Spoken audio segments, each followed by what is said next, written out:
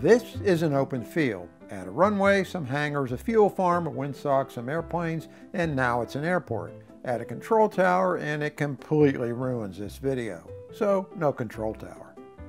Like everything else in life, airports have rules. Remember, no tower, so you're on your own for the rules. You'll find them in this book. We'll get to that in a minute. But first, the #1 rule of flying, other than don't get killed doing it, is don't be an asshole. Hold that thought, we'll need it later. Here we switch directly to the bird's eye view because the animation department can't do those 3D pan-ups because, well, you will have noticed this ain't Disney. And anyway, the stupid talk balloons work a lot better in the top-down view. Back to the rule book, and this is really simple. In an airport traffic pattern, all turns must be to the left, unless they're to the right, in which case this segmented circle thing tells you this just after you enter the left downwind into oncoming traffic. And surprise, not all airports have segmented circles, and many that do haven't been painted since 1963.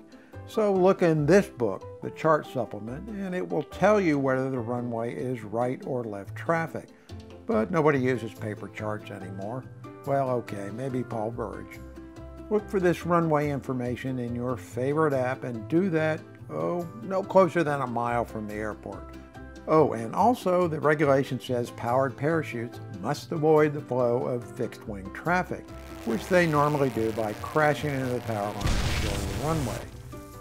Should some unsuspecting but well-meaning pilot enter your right traffic pattern with a left turn, well, here's your first chance not to be an asshole. And the producer tells me I can use asshole only once, and I'm already 2 over the limit.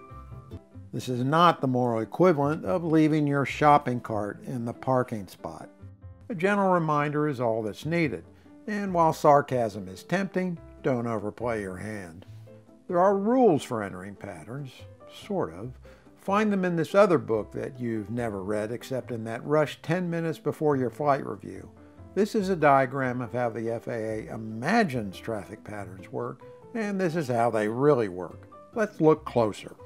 Although it seems hopelessly naive and so 40 years ago, you can actually enter a pattern on the 45 to the downwind leg, like this. It's all lawyerly proper and no one will sue you, although they may find you distressingly obsessed with, not dying in a smoking crater after a mid-air collision. If that's too boring for you, it's okay to enter here on an upwind, then turn downwind, or even fly the ever-reviled testosterone-soaked circling overhead approach with a brake. If you do that while wearing a flight jacket with patches, you're not a true dick. You're just channeling Walter Mitty, and that's okay. And here's a shocker. You can fly over the middle of the airport and turn into the downwind, or enter here on the crosswind leg. What about a left base entry? Yes, that too, but not on a day when the pattern is full of 12-hour students shooting TikTok clips and 79-year-old guys with bad hearing and lumbago. And not, of course, if the runway has right traffic, which you wouldn't know because, well, you forgot to check. And this is a radio, a really old radio, but it still works and allows you to tell everyone what you're doing, politely, precisely, and concisely. Keep the calls short and on point. This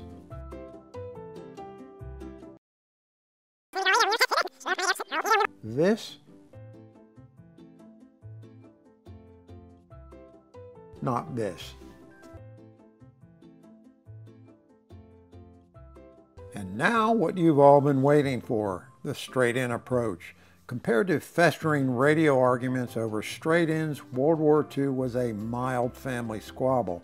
Somehow barging straight into the pattern has become less desirable than, say, genocide or sticking up a 7-Eleven. Some pilots think a straight-in is against the laws of nature, or at least like removing the label from a mattress under penalty of law. But the guidance book, the one we never read, says straight-ins are okay, and it uses this language. Pilots are encouraged to use the standard traffic pattern. However, those pilots who choose to execute a straight-in approach should not disrupt the flow of arriving and departing aircraft. Because government regulations prevent the use of plain language, What it really means is this: those pilots who choose to execute a straight-in approach should not be dicks about it. To clarify, this is not the day to fly a straight-in approach. It's better to go all predictable-like and start the show over here. However, if only a straight-in will fill your heart with the warm glow of aviation at its exciting best, well, you can try to work it out on the unicom frequency if you don't mind derisive laughter. Nonetheless, if you're in the downwind and another airplane comes into view flying a straight-in, and you're absolutely, positively sure you occupy the high moral ground, and I'll pause the animation to save making like 400 more keyframes, take a deep breath, take another one, and remember this: it's not like those airplanes are being flown by Joseph Stalin or Charles Manson or even Marilyn Manson, but your neighbor. Well, maybe not that neighbor, this neighbor. Muster all the courtesy and politeness you can while you try to ward off an aneurysm and say something like this: Yellow Cub will extend for the straight-in traffic.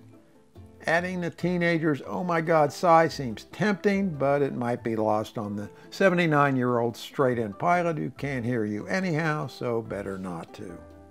Righteousness aside, when you're on base leg, look right or left for the Nordo straight-in that could be there.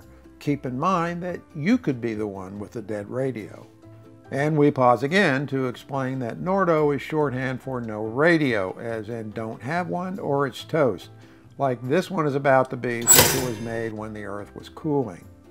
Also, whenever you see traffic pointed out to you by someone else, say this: Tally-ho, there's a good chap.